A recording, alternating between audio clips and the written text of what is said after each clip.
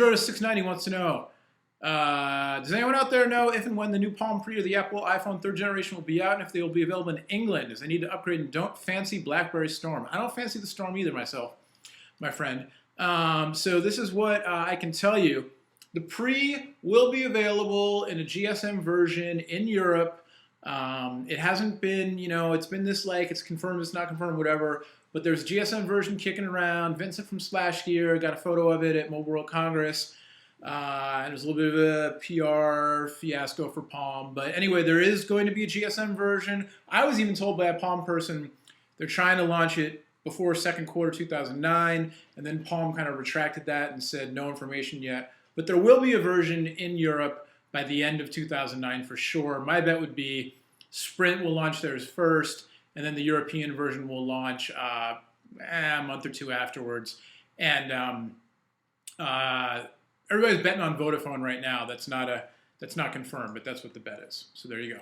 iPhone 3rd generation. Apple typically, late June is when they release the new iPhones. I would expect another iPhone coming out this June, and I would expect this time you're going to see some more significant differences. From first to second gen, it was they added 3G, they made some minor tweaks. I think you're going to see some bigger differences this time. Whether it's hardware, hardware might just be a higher res screen, but I think hardware. I think you're going to see some software differences. I'm hoping you're going to see deeper messaging integration, a different notification system, that kind of thing. But I don't know. We'll see. But yeah. Whatever iPhone Apple releases this time around, it'll be available worldwide, just like the current iPhone is. They want to make money whenever they can. When is the BlackBerry Bold coming out for Verizon? Asks Ramako2K9, and there's some responses to that, and then there is also another thread. Where is it? The BlackBerry Niagara thread. Kurt85 wants to know, is the BlackBerry Niagara just the BlackBerry Bold, but for a CDMA network such as Verizon? I'm confused. I want to know if BlackBerry Bold hit Verizon's network or not. The Niagara is supposed to be released May 09 for Verizon, at least what I've been reading. Give me a hand, guys. Signed, the Fat Man. All right, so here's what I can tell you. The Niagara, there's some information on the Niagara recently posted. I think it was Aaron posted it on our own website. So Aaron Baker's got a post from Thursday, March 5th. First photos of BlackBerry Niagara 9630 Surface. And basically, the Niagara is kind of in between a Curve 8900 and a Bold. It kind of more resembles the Curve a little bit, but kind of in between the two in terms of size and specs and stuff. But basically, it's the Bold with a different bottom and a slightly different keyboard. The keyboard is not the Curve style where it's like the individual keys with more space in between, but it's more like the Bold where the keys are a little bit larger and kind of more in a grid where all the keys touch one another kind of thing.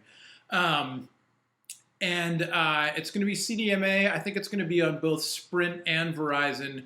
Should be out this late spring, early summer. May is still what I'm hearing as well. And, hopefully maybe even at CTIA we'll see it. But so there you go. So that's kind of the equivalent of the Curve that will be kind of in between a Curve and a Bold. Right now it's like the Bold is AT&T only in the US. The Curve 8900 right now is T-Mobile only. And then the Niagara is going to be kind of the same kind of device. More like a Curve though in terms of overall size for looks like Sprint and Verizon CDMA version. There you go. All right, I think we got time for one more. Let's hit one more mailbag. All right, yeah. So SSAR wants to know about the Samsung Memoir.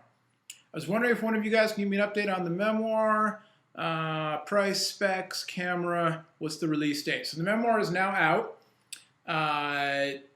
All the information, full review, everything. I did a couple videos on it. You can check that out. Basically, what I can tell you, I don't have it handy right here. No, I don't.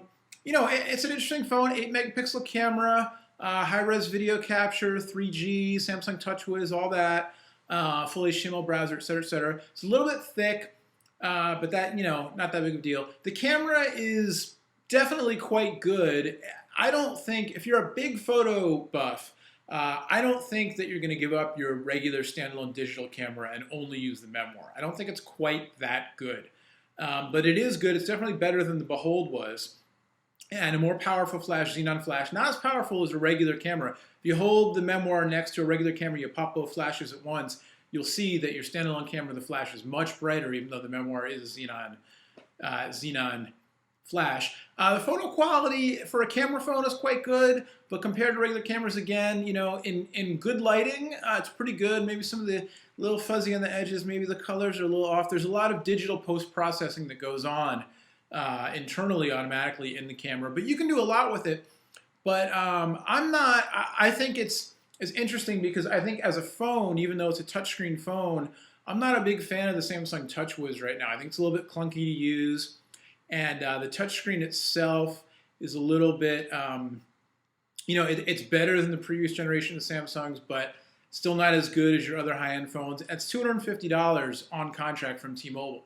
And for that kind of money, we're talking, Curve 8900, we're talking G1. If you want to go a different carrier, we're talking iPhone 3G, HTC, Fuse, whatever. So you're smartphone territory, and it's not as good as a full smartphone. I don't personally think. So it's kind of like if you really just want the best camera phone you can find on a U.S. carrier, there you go. But if you're looking for an all-in-one device that kind of does it all, I don't think it's quite there. I think the Moto Z and ZN5, the camera quality is just as good. It's 5 megapixels, not 8, but image quality is pretty much on par. Or you could look into, a smartphone that has a decent camera, like BlackBerry 8900, for instance, or the HTC Touch Pro, or what have you, that maybe the camera quality is not quite as good, but I mean, unless you're going to be printing these out, do you really need the 8 megapixels? That's the question. If you do, and you want a camera phone all in one, just one device, Memoir is definitely a good device. It's not an amazing camera. It's not that great of a smartphone, so you're kind of compromising a little, is what I think. Anyway, there you go. That's all the time we got for right now. It's the mailbag. You want to see more mailbags? If you do, you got to let us know.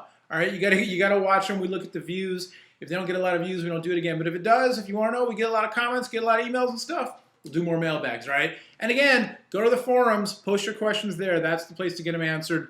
Can't answer them on Facebook. Can't get to them all on YouTube. But you go over to the forums on PhoneDog, put them there. We'll get you. And while you're there, you can play the One Pod Bandit. Maybe you'll win something. All right, till next time, Noah from PhoneDog.com. Thank you so much for watching. Thanks for all the questions. We'll see you next time. Bye-bye.